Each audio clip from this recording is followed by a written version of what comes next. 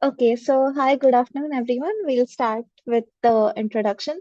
So, hey everyone, I'm Pranoti from the Desk of 101 Reporters, and welcome to this webinar that we're having, particularly on the occasion of International Day for Girls and Women in Science. And especially on an occasion like this, I'm very grateful and honorable to host this session. A little bit about Saisha, and then I will hand this to her. So, Saishya Duggal is a public policy and impact consulting professional working at the intersection of tech, finance, and climate policy. She has undertaken projects with the UP government, the World Bank Group, and Indian NBFCs. A graduate of Delhi University, her work emphasizes the value of STEM in policy and its implementation. Her previous professional stints include those with Invest India and Ericsson, and yes, we are looking forward to the session that you're going to host. So I'll forward this to you. Thank you, Praniti, and a very warm welcome to everybody who's joined us here. We have Karishma, who's going to be the center of this discussion today. So I'll quickly discuss a little bit about Karishma's background and then we can start with this conversation, right? So we have Dr. Karishma Kaushik here. She is a physician, a scientist, an educator, a science communicator, and now she's also an author. And her career spanned 2 decades across medicine, across research and policy, and outreach both in India and abroad. She started with her MBBS and MD in microbiology, after which she completed a PhD in biophysics in the US, and then eventually returned back to India through the Ramalinga Re-Entry Fellowship. And she then led an independent research group, followed by leading a national life science program. She's also co-founded Talk to a Scientist, which is India's only webinar-based science outreach platform for students. She's been featured on the cover of UNESCO, and now she's on the cover of her own book, which is called The Real Deal, which is written to inspire women in science. It's really informative, it's endearing, it's humorous, and there's a refreshing honesty to this book because she's written it in a part memoir, part reportage form. So there's her own personal experiences, but there's also parts of STEM that little girls and young women who are wanting to pursue STEM should know about to get a full picture of STEM. And I think that this book feels especially relevant today because it's, like Pramiti said, the International Day for Women and Girls in Science, right? So if we want more girls, more women in science, I think there's nothing like talking about this book. I would let all of you know that there's a giveaway at the end of this chat. So if you engage with us in this webinar by writing a comment, by sharing your own experiences, by sending a question, it might actually be a book landing at your door in a couple of minutes, in a couple of days, right? So do engage with us. You can drop a message in the chat box, or you can even raise your hand, and I think we could engage with you. So yeah, Karishma, good to start. Sounds good, Sesha. That was a lovely introduction. Absolutely. Good to start. I want to start with something that struck out to me in the starting of the book, right? Where you talk about when you were a little girl, there was this fixation on marks, the kind of marks you got, right? And then eventually that changed into not necessarily caring about marks when you were in MD because it was more about how you consume the information that you're learning vis-a-vis what kind of numbers you're getting, right? I think this is something a lot of young girls, especially in STEM, relate to this fixation on marks, given how hyper competitive the STEM society and ecosystem is, right? If there's a young woman who is having perhaps a difficult relationship with the markings that happen in STEM, what would you tell her? Because you've also been a faculty in the US and eventually in India, I think you have a really good perspective on how to deal with this. Yes, it's a great place to begin, actually. Maybe we have young women here, parents, sisters, siblings of young women. So it's a very common thing in India to be obsessed with marks. Honestly, it's because students in science, I have traced it down to this fact that science students tend to not do anything else. There are no hobbies, there is no other active pursuit. And so Yeah. marks and grades and ranks somehow become our identity. And Mhm. eventually, very interestingly, their jobs become our identity, designations, positions, and so on. So, Yeah. unlearning this was a big part of my journey because when I started an MD to some extent, uh, Hmm. but more during my PhD, I realized the smartest kids were not answering the questions; they were asking the questions. They were the kids who were saying, they were the young people who were doing PhDs who were saying, "Why so? Why did you come to this conclusion? How did you? Wasn't there a better technique?" They were not just taking things for face value. which we who are very used to textbook style studying just take it for face value, for example. And then I looked around me and said, wow, these people have all these great questions. What also changed then was the way success is, or what considered successful at a course. It was not grades and ranks in a PhD, but it was about being able to come up with original ideas, test hypotheses, question existing dogmas. So this was my journey to this. If I had to tell young women in science or young people in science, understand the science, it would be this, Yeah.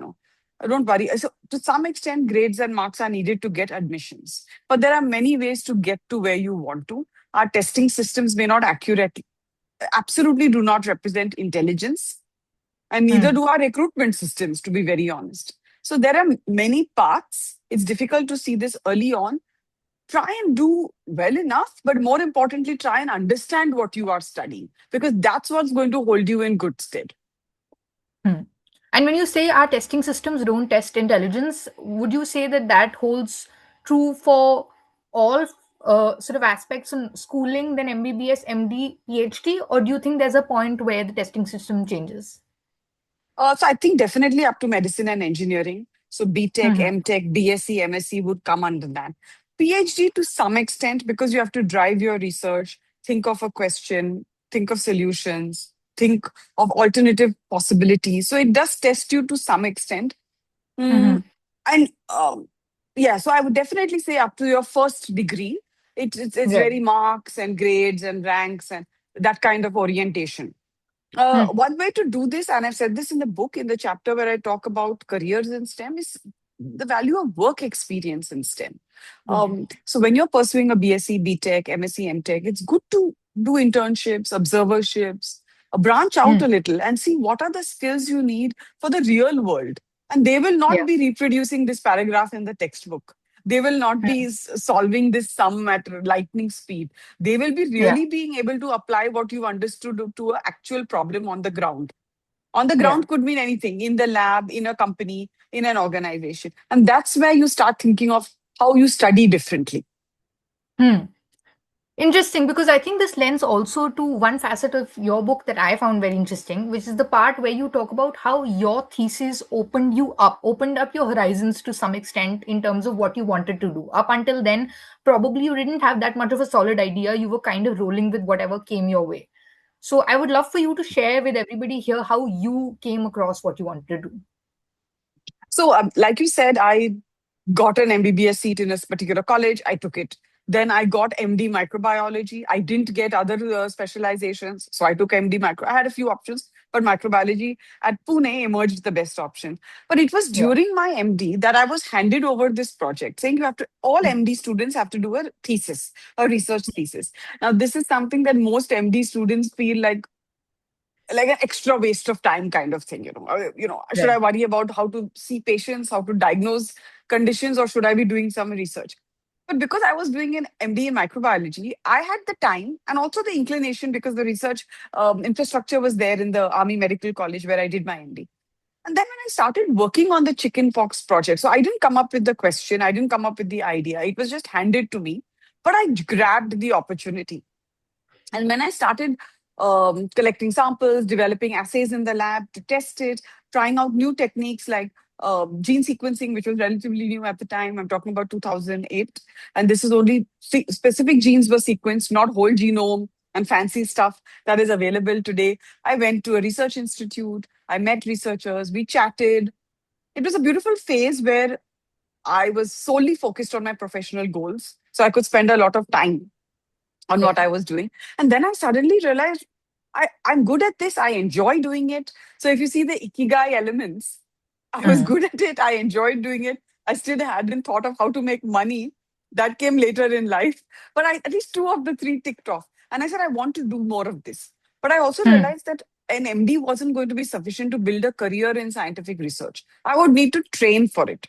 So it was Okay. a fortuitous set of circumstances to some extent. That is, I was handed the project, but also I took it very seriously. I jumped into the opportunity, Mm. and I took it to completion. It led to publications, awards, and that's how I decided I wanted to become a scientist. So I was open. I was Yeah. very open to a possibility. I mean, the fact that it worked out for you becomes even better because one of the things again that struck me in the book was this incredible thing that you talk about, and you also reference this when you started this conversation, that this is the only thing that STEM people care about, right? And sometimes they don't even consider a plan B, which you two didn't. You know, right in the book that I retrospectively realized that there was no plan B. I'm sure we've got young girls here who might be thinking of their career, right? Is it essential to have a plan B no matter how passionate you may be about your career, or we can do without that? Oh, absolutely essential. I think a plan B is a pragmatic approach. You need passion Hmm. and pragmatism when building Yeah. a career. You may want to do something, you may not get the seat. You may be Hmm. limited by geography, you may be limited by other circumstances. I Hmm. actually, it was in fact my most recent leadership role that Yeah. further reiterated the need for a plan B. And the fact Hmm. that being completely committed or passionate doesn't mean that you shouldn't have a plan B. They can both coexist. Yeah. So, for example, what was my plan B if I had not got a PhD in the US? I would have been heartbroken. I would have been absolutely gutted. It was not going to be easy because I had set my heart, spirit on doing a PhD, but maybe a master's in public health, Hmm. and then try to get my way into public health programs and initiatives in the US. That's something I did think about briefly. But then I was absolutely focused on trying to get a PhD. Later in my Hmm. career, this theme emerged as well, that what's Hmm. the plan B. I think mid career today, many experiences under my belt, I absolutely wouldn't enter a job or an opportunity without a plan B. And to all the Hmm. young women, young people in science, this doesn't have to be a plan you publicly disclose. It doesn't have to be something you Yeah. tattoo on your forearm that I have a plan B. You don't have to go into an interview saying I have a plan B. But this is something you should consciously build. Doesn't come Hmm. easy, especially for passionate people like us, but it's a good flex to cultivate, because Hmm. when things don't work out, for example, you may not get a PhD when you want it, or a job may not work out as you expected. It's important to know what's your backup option. For sure. I Yeah. don't think we can do without backup, especially how hyper competitive society is. And we also have a question from Meghna. Hello, Dr. Kaushik. Congrats on your book. I can help but wonder, as you navigated different disciplines, how did you deal with conceptual challenges and how did it help you become an independent researcher? Interesting.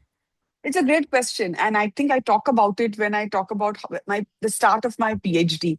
So, like you Yeah. said, Sesha, it was a so thanks for the question, Meghna, because you're taking me back in time. It was the start of my PhD in a biophysics group, and my PhD supervisor was a physicist who did postdocs in biological physics. I was a biologist. I've been a medical doctor uh, doing a PhD in this group. And concepts like constants and coefficients and diffusion formulae were very out of my comfort zone. I absolutely struggled with it.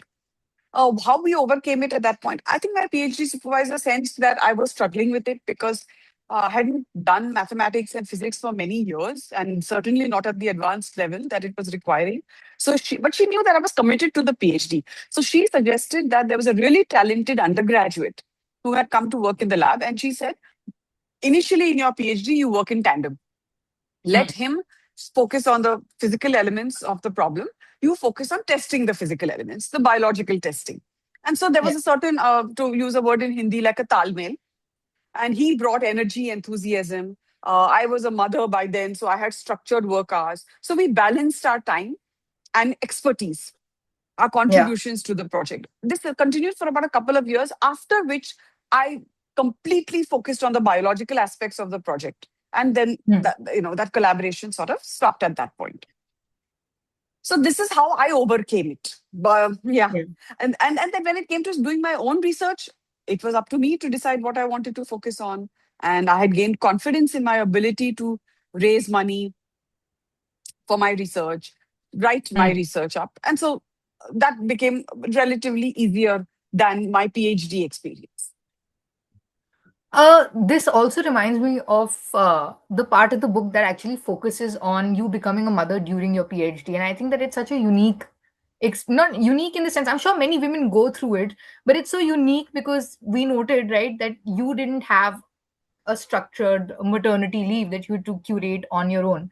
And it kind of, I wanted to think about, you wrote in the book that, you know, you were almost like a science Cinderella, right? You said that I would have to leave the lab at a specified hour in order to go back and take care of my son. That experience, right? If there's young mothers who might be considering that, should I go to my PhD or should I engage in a certain job at a time that I'm expecting or I have just delivered, what would your recommendations to them be now that you've gone through that process? It's a great question too. So it's relatively unconventional to become a Yeah. mother during a PhD. And I started my PhD at 29, post MBBS, post MD. I was married. We had been married for several years at that point. The Yeah. program didn't have maternity leave policy, was my stark confrontation with the fact that academia is not built for non-conventional situations. They are built for very standard paths, which is why Mm. you have age limits, which is why you have requirements that you have to finish a PhD in so much time and so on. You don't account for that fact that people might have other aspects of their life going on. In spite of not having a maternity leave policy, I've written in the book how I figured it out. But I think first thing I would say is pick the supervisor who will support your professional aspirations. It Mm. doesn't matter how fancy the research is at that point. A lot of my PhD, most of it was made very easy because my Yeah. supervisor did not micromanage me. She did not check Mm. what time I was coming in, leaving. We had weekly check-ins. She trusted me that I wanted to do the PhD badly. Yeah. And if I left one day because my son had a fever or there was some situation at home, there was no, where are you? What are you doing? तब हुए You know, ये so, भजन में कहता है so Can you please, yeah, can the audience please mute themselves? I Yeah. think that'll have to be muted. There's some, Yeah, they are Yeah. muted. yeah. Nah, yeah. Um, so one thing I would say is make sure that there is a supportive supervisor. The other thing is when you are transitioning back to, and this Mm.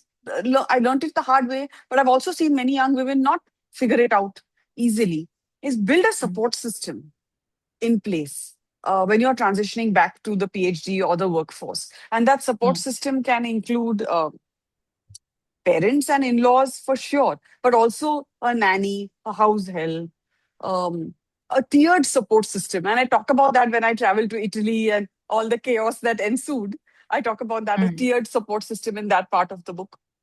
Mm. Um, that will make your, at least you would be able to put in a bulk of the hours. So because I had a nanny, and Yeah. initially my parents and in-laws came, after which there were no parents and in-laws, it was just us and the nanny. At least 10 to 5, I had that catchment time to work on my Mm. experiments. There were some sacrifices. I had no social life during my PhD in the lab. When young people would go out to lunch and all, I had to finish experiments because I had to leave at Yeah. 5 and they could stay later. But that was a small sacrifice in the larger scheme of things. So Mm. one is a supportive supervisor. Otherwise, things can really be hell. Two Mm. is a support system. Wonderful. We have a question on chat. It says, my sister is a medical student who's facing a lot of issues on what to do ahead. She's confused on what to do because even she loves research, but has a pressure of being a doctor. How can I help her make a call, especially with the pressure of my parents? I think this is a problem that many young people in India face, the pressure of the parents. True. True. So, Punishri, I'm not sure what stage your sister is in as she's finishing her MBBS or so on. If she likes research and wants to be a doctor and is already doing medicine, I think choosing a branch that will allow her to do research is a good bet. So, like Mm. pathology, microbiology, community medicine, biochemistry, physiology, these are all specialities where you can do research, you can teach. And in the Mm. case of pathology, microbiology, and others, you can even have labs. So Mm. some via media might be good if she's not committed or confident or sure that she wants to completely switch to research. I would say that's one way to do it. Yes. Mm. I And would and also, what do you tell? yeah, sure. Mm. Yeah, I mean, I, uh-huh. I just wanted, I would also caveat that, it's, s- it, switching to research might be where your passion takes you. And so it did in my case. But if you read the book, you'll realize that it's not a PhD is not the end of it. It's the beginning of it. Faculty positions, jobs, jobs that compensate you well. These are all challenges. So if she's Yeah. already a medical student, she should try and hold on to that training in some Mm. form and leave that Mm. option open in case others don't work out. For example, a Understood. faculty position doesn't work out or something like that. Right. We have a message from Jyoti saying, "Thank you, Dr. Karishma Kaushik, for writing this beautiful book. The book is so real and relatable. I've loved how you manage motherhood with science so strongly." I love that Jyoti's already read the book. That's wonderful, Jyoti, Yes. and have strong Yes. support system. Shreya is saying, "Hello, Dr. Kaushik. I am doing a degree in physics, and my class is very little women, so it can become hard because the boys have their groups, and it feels like you are quite isolated." That's, I think, a common theme. Great question. Yes. How to connect with women in physics, since I'm passionate about it? What do you Great say? question. In fact, Shreya, I don't know you personally, but I briefly mentioned a situation like yours in the book, where I say a woman in physics, a girl in physics might look around her classroom and see not many girls in physics Hmm. and say, what am I doing here? And how this can excavate feelings of imposter syndrome, isolation, and things. So you'll find parts of the book relatable. So, what I think is a good suggestion for you is there's a digital world. There's X, LinkedIn, social media. I don't know about Instagram as much, but at least these two platforms. Just type women in physics, girls in physics, and you will find lots of common groups that you can start following or people you can follow. Then you can take these connections one on one by DMing them, especially on X. You'll find associations for girls and women in physics where you can volunteer your time. Many of these are absolutely remote. You can Yeah. start a local chapter in Pune, for example, or some city wherever you are, saying that I'll start a club for girls in physics. Maybe a larger association may give you some funds for it or may give you some other resources, if not funds. And that's how you can start building your own community. So the answer is when we don't have community, we have to build our community.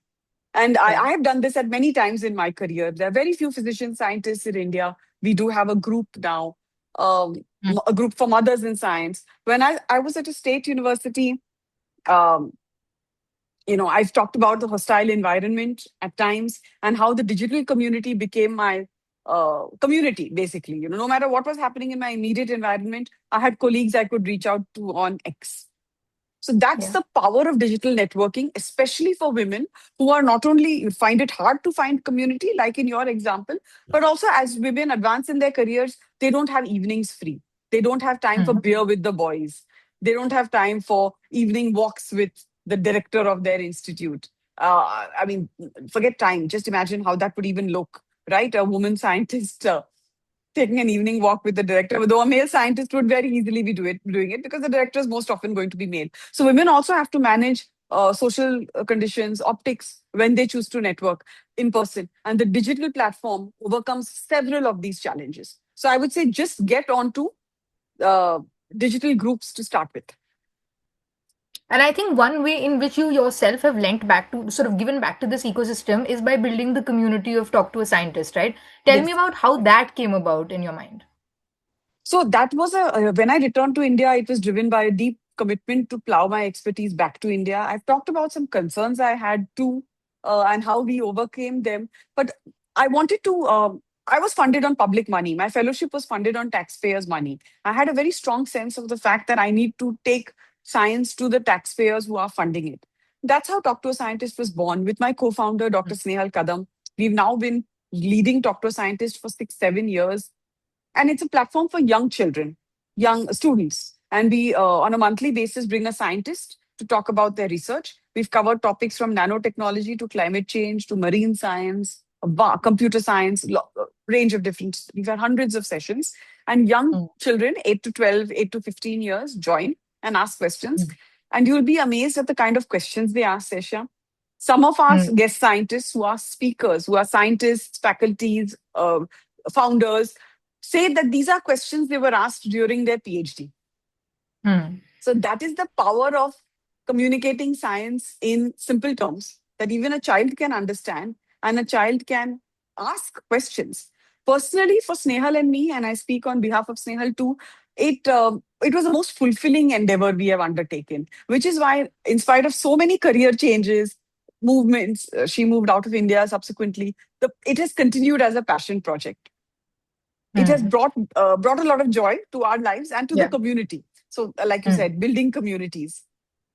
And I remember you referencing in the book that there was a young girl who said, "Who would want to be a princess when you can be a scientist?" And I think that just goes to show that if you actually give children good role models, in STEM or otherwise, I think that they will really follow through rather than what they might be conditioned to do otherwise.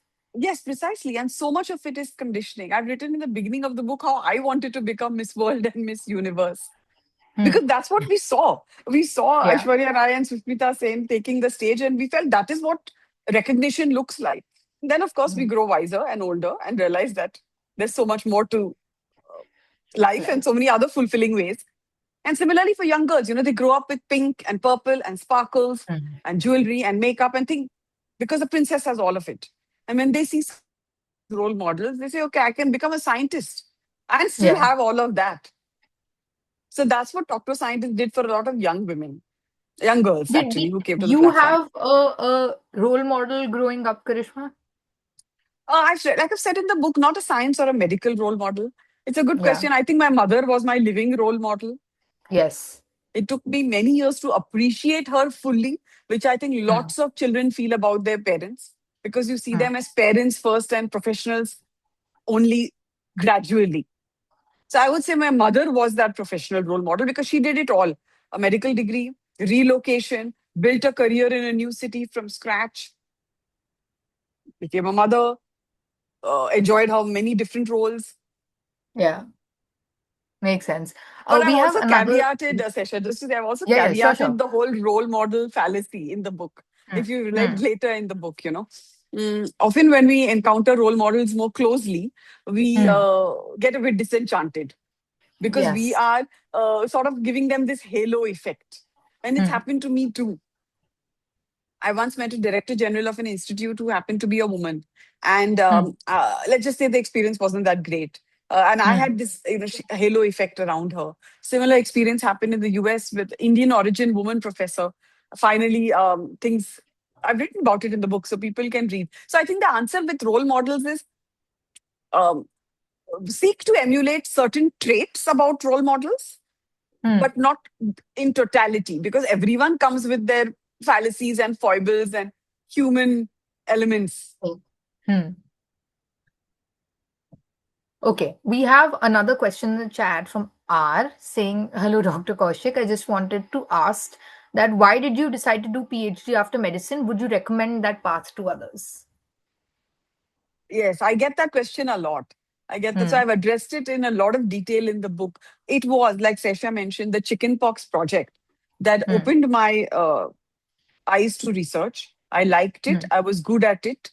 And I realized I needed to formally train in it. Yeah. And so my plan was to finish my MD and go to the US for a PhD. I had zeroed Hmm. in on a PhD. That is what I wanted to do out of India. Hmm. Because, like I said, Hmm. I could not give the entrance exams again, that UGC, CSIR, GATE. I just couldn't sit for them again. So I said, I'm going to do a PhD in the US. It also happened around the time I met and married my husband and moved to the US. So that's what actually led me to do a PhD. Would you recommend it if you enjoy research? If you've if you experience the flush of accomplishment, satisfaction, fulfillment, certainly. I Right. would also say, though, that physician scientists are very few across the world and very few in India, even fewer. So it's a Hmm. rare breed, it's a rare species, so to speak. So what comes with the turf is that you will have to carve your own path. There are almost no positions that allow you to practice in the morning and do research in the evening and so Okay. on, right? No, almost none. Maybe a few medical colleges in the country might have them. But it's really going to be about creating opportunities yourself, carving your path, being okay with not following a linear path. Because by the time you finish your medicine and a PhD, you're very close to the age limits for faculty recruitment in India.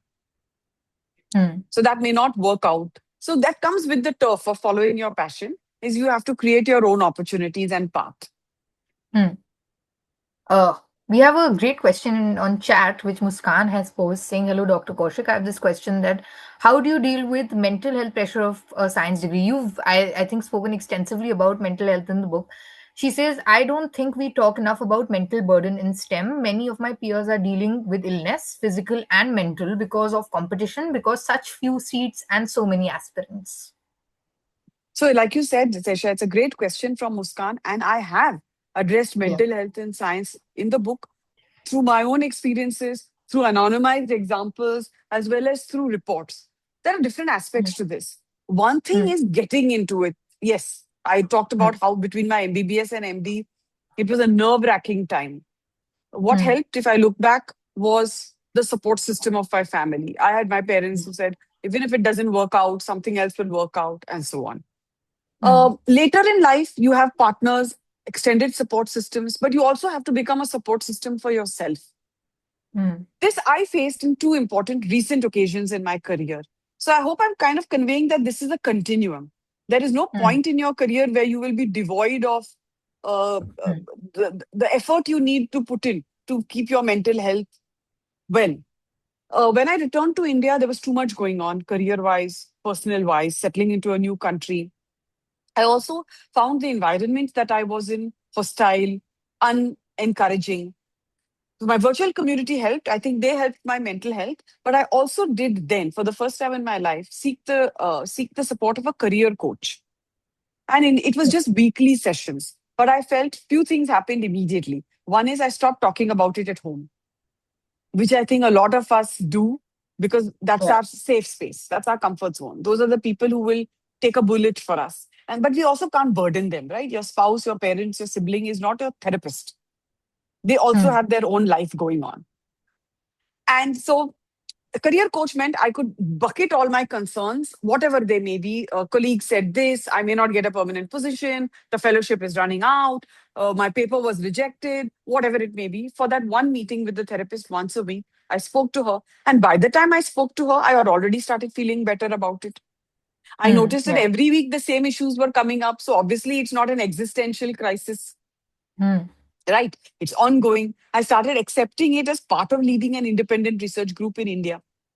right. Next time in my career, I felt I needed one was when I was transitioning out of my most recent leadership role, which I write about in the book as my dream job. So it was my Mm, dream job. It brought together my professional skills, my personality, everything. And I felt I was so lucky to find it mid career. And mm, yet, what no one had ever told me that you will someday need to leave a dream job too. And mm, things may not work out as planned. That's when again I sought the services of a career coach to untangle some of the notions in my head.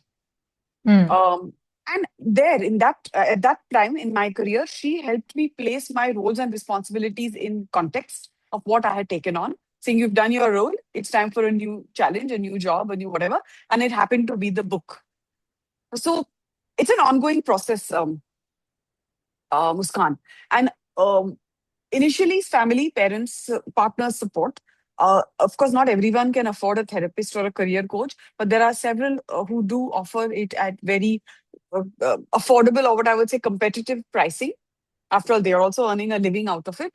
And that really helped me at times when I felt I was overwhelmed by my mental health concerns about my career, about whether I was doing a good job in certain roles. Imposter phenomenon started resurfacing. And I write that specific example in the book too.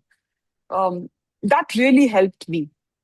Again, it's temporary. I moved on from the job, I wrote the book, and I'm in a very different mental space today. It's also important to know nothing is forever, not even yeah. our mental health challenges. That actually, this specific thing tags on to a question that I think Jyoti has said, that what motivated you to transition from the leadership role to writing, and I think you answered that in part. But if I could tack on one more part to this question, which is the young people who might be going to read this book after this conversation, right? What is that takeaway that you want for them to have from this book? Um, Two takeaways, if I may. Yeah, yeah, Is that allowed? we're sure. First is stay inspired, but be informed. Hmm. And the second takeaway takes away from the first takeaway, which is don't expect the system to take care of you. Hmm. Don't expect the system will make things happen for you. You will have Hmm. to make things happen for yourself. And that will be by proactively seeking opportunities, building plan Bs, seeking support, evaluating whether a role is a good fit for you, even after you've taken on the role. There are roles I have realized these are not good fit after I ended up in the role. So Hmm. stay inspired. I mean, don't feel pessimistic about a career in STEM. There's a lot of Hmm. joys, there are satisfaction, fulfillment. It'll take you to places you've never thought you'll be, not only Hmm. physically in terms of travel, but also mentally, the kind of frontiers of Hmm. knowledge that you will cross. But be informed, understand the challenges, this landscape, and also plan for your career, take things in be in charge. I would say be in the driver's seat. Mm. But do you think the system allows women to be in the driver's seat that much? I think this is not a systemic thing. This is an individual thing. Like I Okay. said, don't depend on the system. You will not. You will be disappointed because the system is Yeah. not changing their age limits. System is not changing the number of faculty positions very soon. System is not changing the fact that women cannot geographically relocate wherever an institute opens. So Right. when I was transitioning out of a state university and I was seeking a permanent position, it didn't matter to me if there's an institute in Berhampur or Bhubaneswar. I can't go there. For Mm. me, this is my limitation. System is not going to change that. System is not going to suddenly open enough institutes all over the country. So being Yeah. in the driver's seat is an individual exercise. Right. We have Meghna who says, "Thank you. It's assuring to hear that it's a continuum. Can't believe that you Oh, two have many. had navigated the same thoughts." Another question that Prasada has noted, Prasada Rao, is, are the researchers, especially women, free to choose their research questions in India and get funding from government as well as non-government agencies? To a large extent, yes. Here, I Mm, don't think there is any systemic gender imposition. I think men and mm, women researchers in India can choose their own research questions. Institutes may have mandates that we mm, have to study certain type of field of science, but that's for men and women. So there's no mm, gender disparity there. mm, I mean, our government sources of funding are limited, I would say that. And there is a lot of clearances and other aspects in non governmental funding. But those mm, are issues across the board. mm. Noted. And we have Saurabh who says, "Hello, ma'am. I run a health website, sehatnama.in, and I want to join your community so that I can get updated. I also write on climate and environment, so it would be great opportunity from you." By community, does he mean talk to a scientist, Saurabh? I think that that's for two young children. Yes. But yeah, if you have writing, you can. I guess you could put some of your writing in the chat box, links to the writing, and the folks who are here would love to hear about it. Jyoti says your favorite part of the book. This even I would love to know. Uh, Many, many, many, especially now that people are But writing this it. time you can There are only give many. one, not two. All right, you're making it tough for me, Sesha. Yeah, So can I I give mean, one from reportage and one from memoir? Is that okay, allowed? we can do Okay. that. We can do All that. right. So the one from reportage will be the whole chapter on scientist stereotypes. I Mm-hmm. really loved writing it because I loved researching it and how Yeah. the male stereotype predominates and the doctor boring and how people Mm-hmm. perceive scientists as Frankensteins about to unhinge a nuclear attack. And this was all research literature backed. And this is Mm-hmm. not anecdotal. So I loved reading and writing that chapter. I loved writing it, and I think my readers would love reading it. Um, from the memoir part, um, I think it would be a pivotal moment in the book where my husband prompted me to go back to the lab after we had a very difficult nanny situation. Mm. Because if I look, I really think it was that moment where I was going Yeah. to quit the PhD. And this Yeah. PhD that I had yearned for years, we had moved to Texas for. I had fought a fourth rotation and got into the program. Mm. I had passed my preliminary exams. And I think that was a life changing moment where my husband said, "You can't quit, you're going to go back." And, Mm. and that I wrote with a lot of reflection. So that would be my favorite part of the memoir. And I think that for the folks who are going to end up reading this book, and I really encourage everybody here to go and read it, I think that what Karishma's husband specifically has shown as a support system can really be a testament to many men in terms of, making life decisions. Like you've also mentioned in the book, it's not only about support, emotional support, it's also about the hard decisions that people can make that actually push a woman's career forward. Very much, very much. And recognizing when somebody has done their best, if the system is not yielding, then you have to Hmm. do something. He could have easily said, "You find whatever you find in California. This is it. I can't Yeah. move." And I would have been extremely unhappy because my medical degrees were not recognized. I was starting to, it was eroding my self-esteem. And I talk about all those days, right? Hmm. Where I felt my career was never going to take off. But it was a decision to move to Texas that actually restarted my career. So support and encouragement, lip service is one thing, and that should be there too. But it should also Hmm. be backed by action, especially when you've tried and things have still not happened. Then you Yeah. need to do something different. And I think also it reminds me of the part in the book where you talk about work-life balance and you say it's not a one-person job, right? It's both people who actually have to contribute to that in a marriage or in a relationship where one or the two might be in STEM, right? Yes, true, true. And even Mm, institutional contributions, which I think in mm, our country we don't get enough support from. It's yeah. glorified to stay after 5 p.m. It's glorified to do meetings on weekends and get on Zoom calls at 8 p.m. and all of that. And if it's of your own volition, it's one thing. But how can you Mm, start an official meeting at 6 p.m.?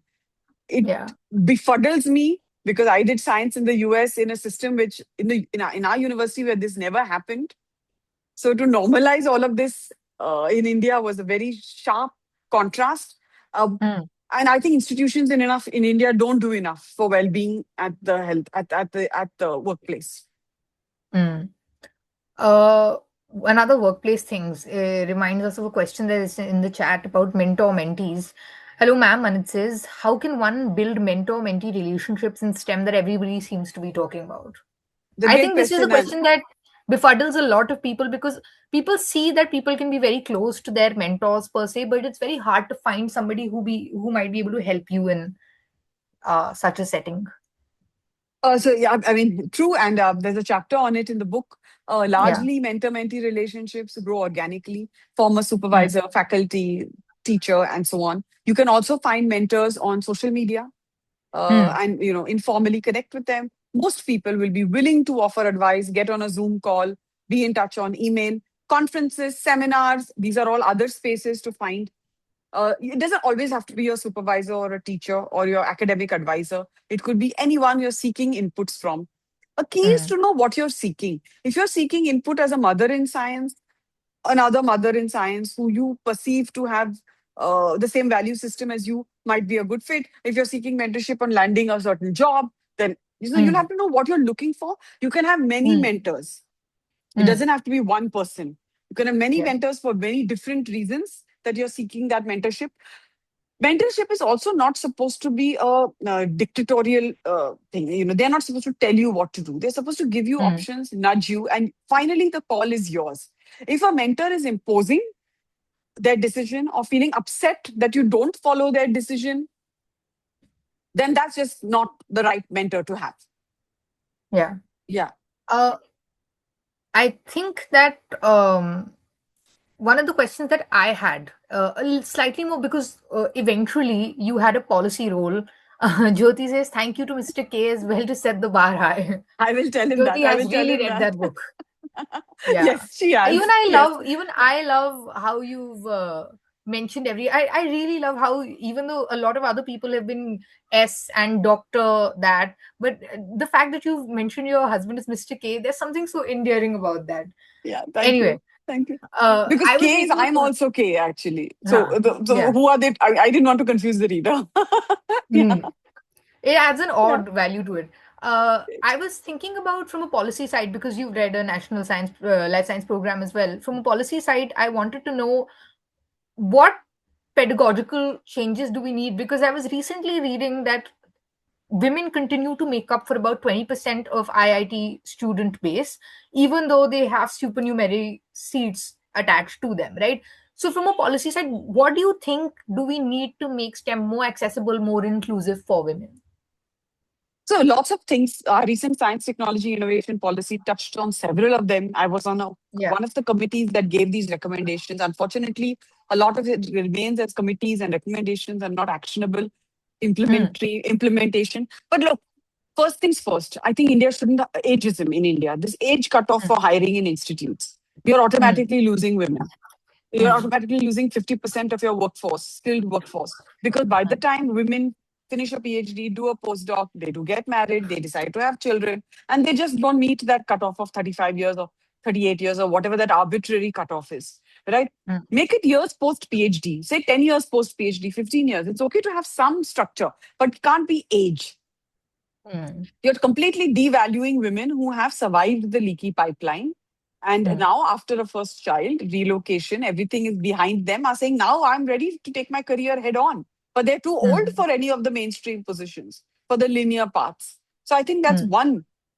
one area of improvement. I also offset it with one area that I think India does well, which is we have a very good maternity leave policy. PhD Mm. researchers, postdocs, faculty, fellowship holders all get 6 months maternity leave, which is, Mm. as you know from my experience, not a norm in the US. Not only is Mm. it 6 weeks, it's not even existing in some universities for PhD researchers, as was mine. I do Mm. hope after me they set some policy recognizing that, a PhD researcher deciding to become a mother is not an extraterrestrial event. It's very normal. I don't know if that happened, but India does that. On that front, India does well. Now, other than age, what else can India improve? I think at the time of hiring, institutes should be accountable to hire gender proportionate, Mm. and they should be made accountable. And I think if it means incentivizing them with additional funds or additional resources, that's also fine. But maybe initially they will have to be nudged very strongly rather than use the word forced. I would say nudged very strongly to do so. Mm. Mm. I would say these are the top two recommendations. There are others like supporting the hiring of scientist couples and solving the two body problem The and two body so problem, on like you've mentioned in the book, in the right? book. But personally, I'm a little conflicted about that because while Mm. some institutes have solved them, they have still done so in ways that are not gender equitable. Right? I Mm. said that when an institute chooses or interacts with a professionally well matched couple, say both are PhDs, there is data that reports from Stanford that they will hire the male scientist first and Mm. then the female. So you're automatically hiring the female as a plus, not Yeah. primarily hiring her. It's always the male first is being hired. In India, how does this work? Often you don't have two faculty positions open.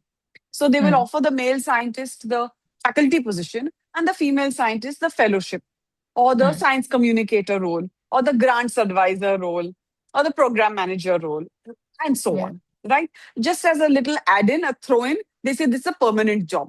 They will find Mm. some back end way to make this a permanent job. Technical officer, Mm. staff officer. There are lots of different terminologies. But I think that is not gender equity.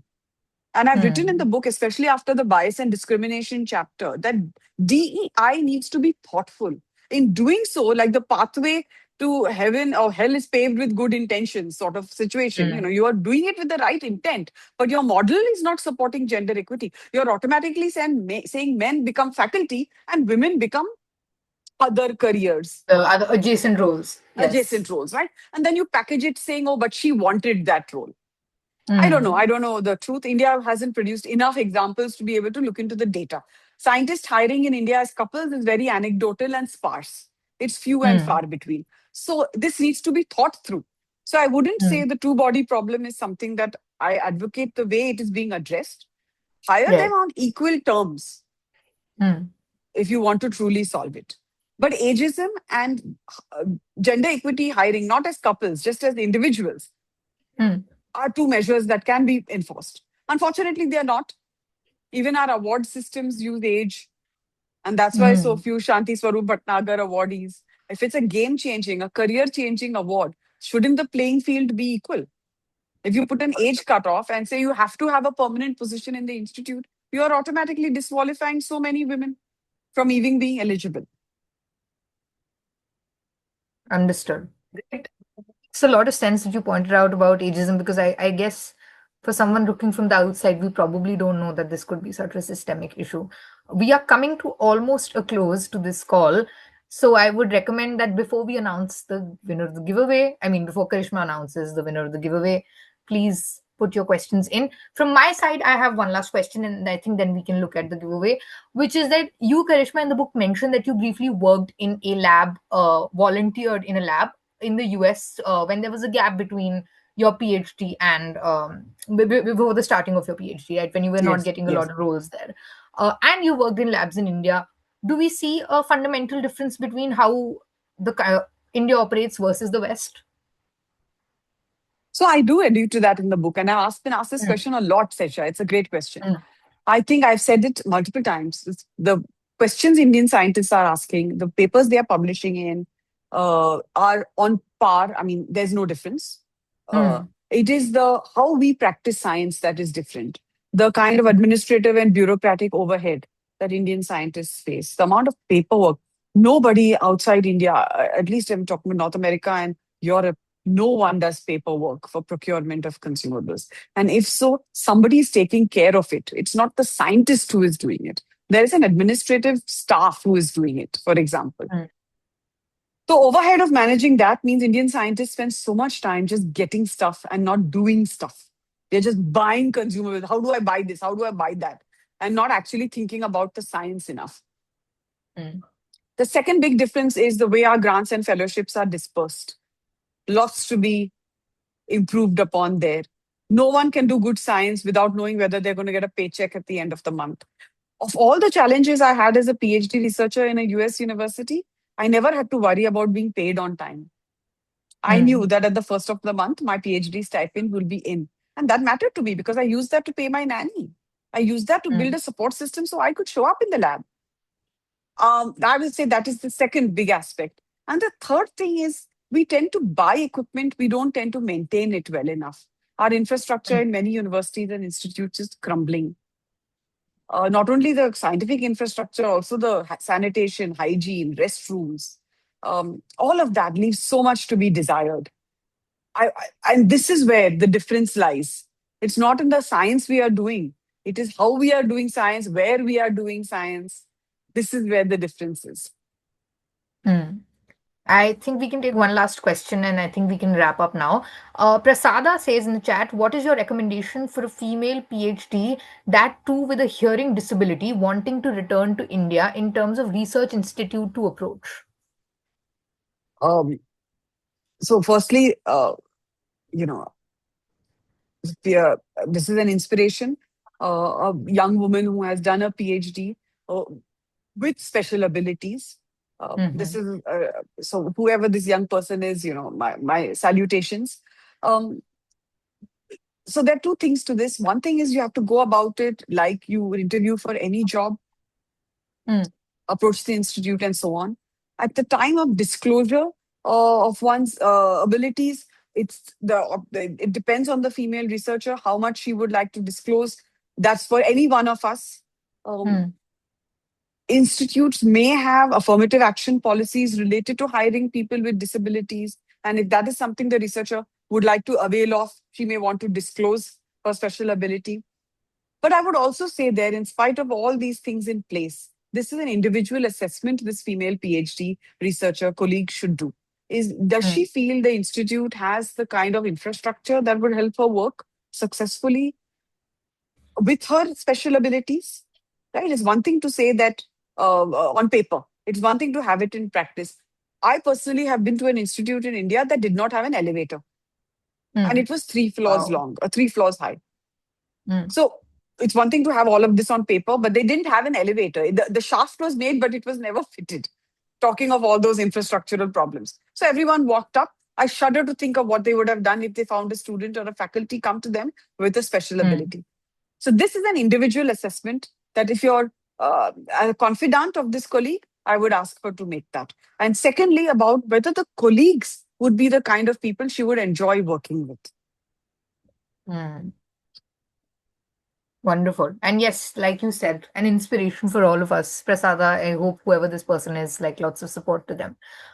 With that, I think we can come to an end with the questions. The chat box has been filled with some wonderful questions. And Karishma, I leave it to you now to let us know who the person is to have won this giveaway, because there have been some spectacular questions, if I may say so myself.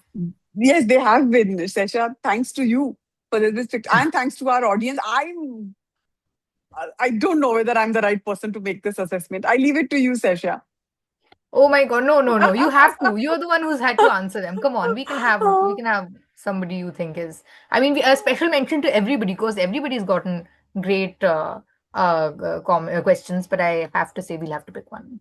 Yes. Well, in that case, it would be the question. It would be Prasad Rao JVV. Awesome.